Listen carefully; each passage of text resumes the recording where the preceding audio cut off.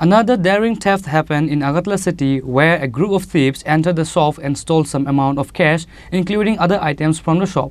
Incident took place at Krishnanagar Suparibagan, Agartala. Incidents of robbery and theft are increasing rapidly in the capital city of Agartala, besides having police security forces across the state. Police department has failed once again to secure the life and property of the people.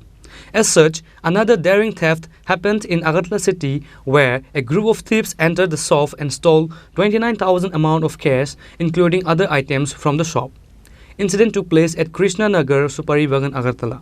ঘোরার সময় যখন আসা দেখি যে আমার দরজা সব ভাঙা, ঘরে ঢুকে দেখি যে আমার ক্যাশ ট্যাশ সব ভাঙা, ক্যাশে যা টাকা ছিল সব নিয়ে গেছে, প্রায় 29,000 টাকার মতো ক্যাশে ছিল।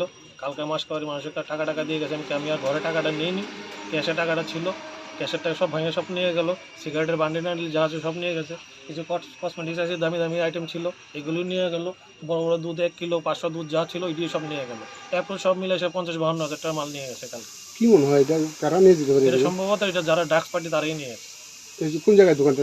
এটা কর্নেল চৌমনি থেকে শহরীবাগান ঢুকতে কর্নেল বাড়ি সেকেন্ড গলি প্রথম দোকান।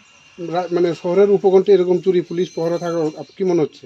এটা পুলিশ তো এই টাইমে বোধহয় হতে পারে তারা ছিল না তেমন টাইমে।